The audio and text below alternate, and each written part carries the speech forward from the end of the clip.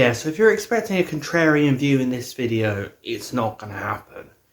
I absolutely adore this movie. And I know everyone does, but you know what? I went into this movie, sat there, I was expecting it to be okay to good. I was looking forward to it.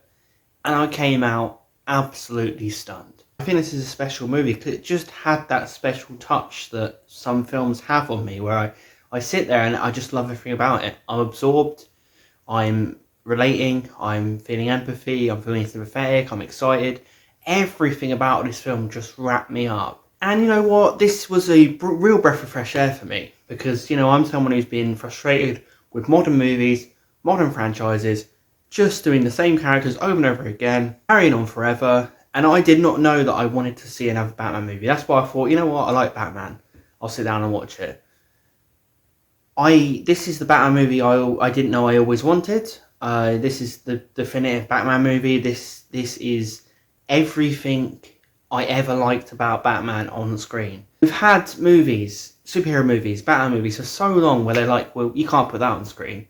You can't do that. You have to make it a bit more realistic. You have to change that. You have to change this. And not that this doesn't change things, but it's one of the most unapologetic Batman. What it is, it's the most unapologetic Batman film ever. It just puts out there what's in the comics, what's in the video games, what's in the graphic novels, what's in the animated series, takes parts of the other movies, takes parts of the cartoons. Just, it's Batman. This is almost a gigantic budgeted fan film. And I know that sounds terrible because fan films aren't generally as good, but this is like the greatest fan film ever made. It's made for Batman fans. Batman 89 will probably always be my favourite because it's nostalgic and I do really, really love it. But this is the definitive. This is just on the edge of being my favourite Batman movie. I loved everything about it, and I feel like it's a film that either works for you or doesn't, because I feel like the reactions coming out are either pure love or not liking it. I can't see much reactions. When I done a poll to you guys, it was yes or no. No one selected it's okay. No one seems to be in the middle on this. So it's a film which creates a reaction, and you want that. It's a film that I feel like is going to be grow on people who, you know, liked it will like it more and more viewings. You know, coming out of this, myself and my friends spent an hour and a half talking about this, and we didn't start talking straight away. You know, for me, there was just this almost a stunned silence, you know, and then we just started talking about it. And that's such a good sign when a movie can do that. We can have you talking for a long time. It's a special movie. It really is. Not many movies do that. And we're going back to watch this next week. I don't normally go back and watch things twice in the theatre, but I felt like after watching The Batman, I'd go back in and watch the 3 hours again. I'm dead serious. Matt Reeves' world was awesome. It's very much likening the video game Arkham world, which was great, but it takes elements from everywhere, as I said. But Gotham looks it's the most like the comics Gotham, the video game Gotham. It's rainy, it's gritty, it's muddy, it's horrible, it's bleak, and it should be. You know, it's Batman. Early on in his career, Gotham is in the shit. And I love how this has a voiceover from the start. You know, that got me under a spell straight away, because Batman always narrates his adventures in the graphic novels. There's always a bit of thought process of Batman.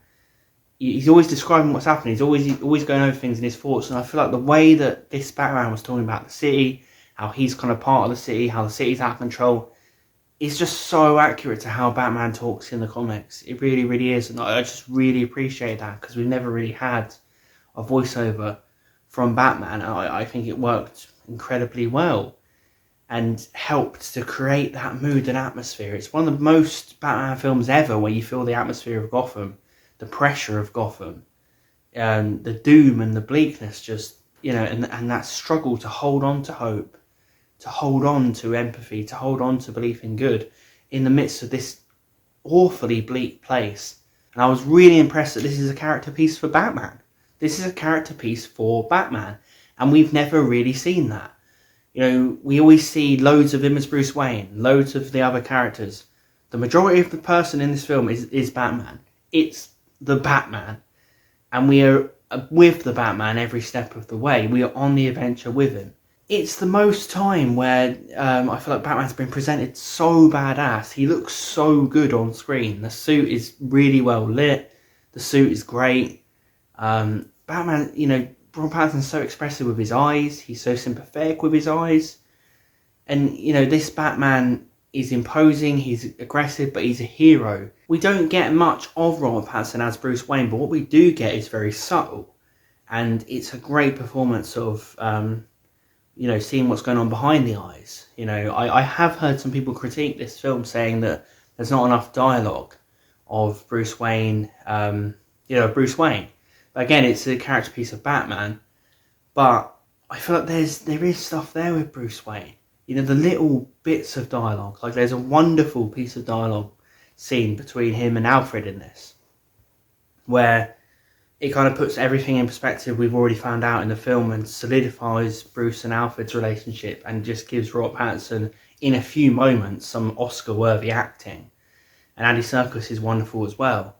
And it's a great little subtle moment where the two characters, you feel their bond and their bond makes sense and their bond fits into the plot we're already in. Everything comes together, but it's subtle. It doesn't need to over-explain it. It doesn't need to have so much dialogue. This is a film about those quiet moments of facial expressions and contemplation. It is a very slow film, but it's a very human film. It doesn't need to say so much. It's about a lot of things that are unsaid. And, you know, gradually, slowly but surely, we get things said, but not too much. I know lots of people don't like that. They like to hear things. They like to have, not explained, but they need a lot to it. But for me, I do feel like less is more when it comes to this movie. Maybe there could have been more dialogue in certain moments. I feel like the dialogue that was there was so wonderfully written and so affecting, and, you know, so believable and emotional. It worked for me really well. Matt Reeves is absolutely on fire in this movie, direction-wise. You know, and the cinematography in this is incredible. It's the best looking Batman movie of all time. There is just shot after shot that you want to place on your wall in a frame. There's moment after moment of memorable scenes. Every time I thought there won't be another memorable scene after this, it just kept going. You know, whether it's Batman escaping the police station or whether it's Batman chasing Penguin in the car and then zooming out of the flames and then walking towards Penguin as we see through Penguin's camera upside down. See through Penguin's eyes when he's upside down. See Batman walking towards, looking so incredibly badass. Presentation of Batman, you know, and just there's also this wonderful scene where Bruce Wayne goes to a funeral and he feels, you know, he's very much the recluse, tortured Bruce Wayne in this, and he feels like he's cut off from everyone, but he's figuring things out. That's a scene with not much dialogue where you can see nothing really needs to be said. He's going to that funeral to investigate and things kind of unfold. And it's just a wonderfully paced scene, an executed scene of new, you know, of great subtle gestures. It really, really is. And then a big payoff. There is one piece of direction and one scene in this which is the best Batman thing I've ever seen. And I'm not going to spoil it, obviously, but it makes Batman so heroic and it completely restores your faith in Batman's hope, in empathy, in belief in good. And it just comes at such a moment where everything has reached such a bleak and dangerous level of stakes. And then Batman just does what he does. He's a hero. You know, you can't say that word enough. He is a complete hero in this. He's someone to look up to. And Batman is supposed to be like that. You know, we do feel like Batman's kind of, in the other films, removed a lot from regular people.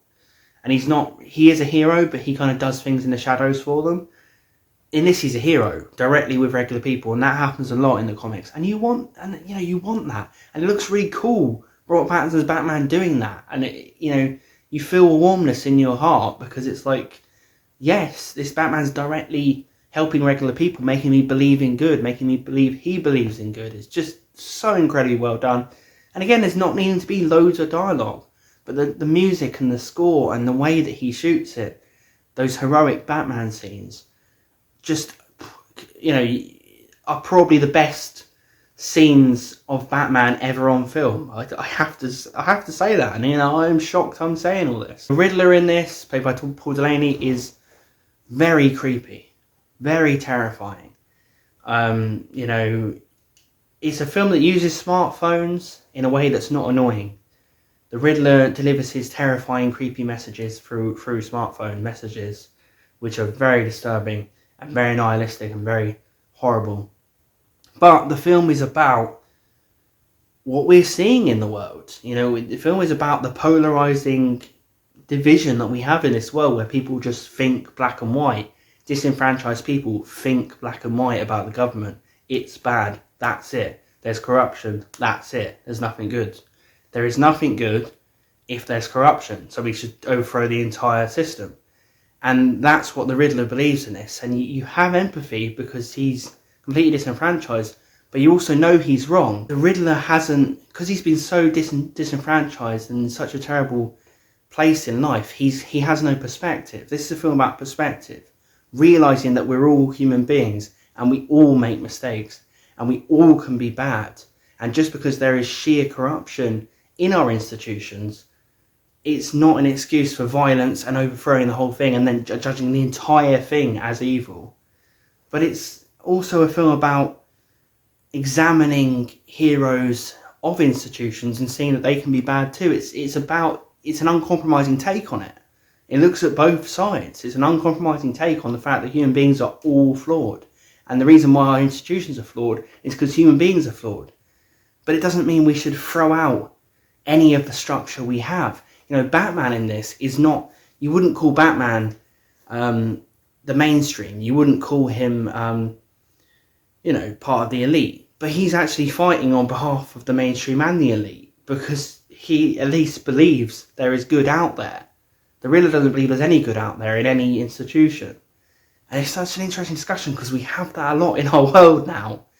But Batman's not actually fighting for the idea of the elite. He's fighting for the good people that exist anywhere. And it's a film about still having faith in humanity despite the corruption, despite the flaws. A film about not looking at things so simply. And it's a film about having empathy for those you don't necessarily agree with and not jumping to insane conclusions about the world because you can go down a rabbit hole of causing damage. You know, and I love Batman and Jim Gordon's relationship in this. Jim Gordon is basically going around the whole bloody film with Batman. And I loved how we're pretty much on the entire detective story with Batman and with Jim Gordon. It is by far a detective movie. And we haven't really had that obviously fulfilled in a lot of the Batman movies. But this, dear God, is a Batman detective movie because it's pretty much the whole movie. The relationship between Jim Gordon and Batman is very subtle, but he's the one who kind of keeps Batman in a nice medium with the police. He's someone who kind of stands up for Batman, like as a father figure when the other policemen are calling him freak and etc. And Batman is grateful for that, but he also needs Jim Gordon, so they need each other. You know, Jim Gordon needs Batman for his superior intellect, answering these riddles straight away and just being this imposing force who can take things down and can do things he can't. Batman needs Jim Gordon for moral support, for the support of the police department. He can't do it alone. There are obviously some fantastic performances from Zoë Kravitz as Catwoman. It's the best Batman and Catwoman relationship on screen. I love Michelle Pfeiffer, but she's not necessarily Catwoman from the pages of the comics. This is. You know, and they get that dynamic, that romance right. They don't just throw them together like Dark Knight Rises with no build-up. They were subtly growing more attracted to each other, and I really loved that romance. I thought that was really well done. Colin Farrell completely disappears as the Penguin, completely. I like his kind of Robert De Niro take on the Penguin. I think it was a good kind of adaptation of the character. And it was great to see him going back and forth with Batman and shouting in his face like in this Italian mobster way. Shouting at him, showing no fear of him.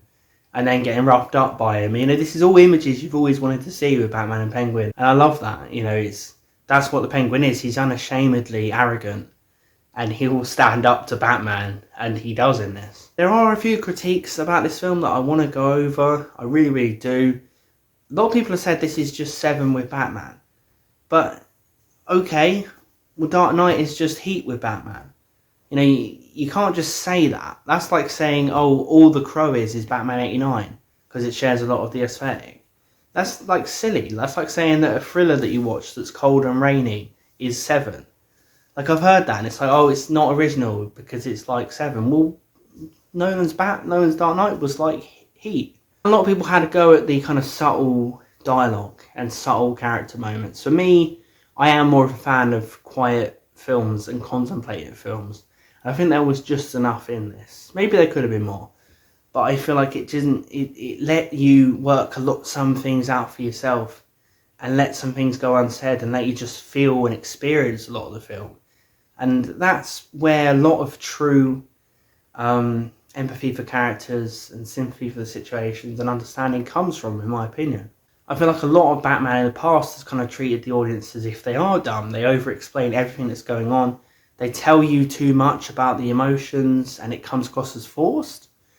This was, for me, it didn't need to do that. It kind of he said, you know, you pretty much know how Bruce and Alfred really feel about each other.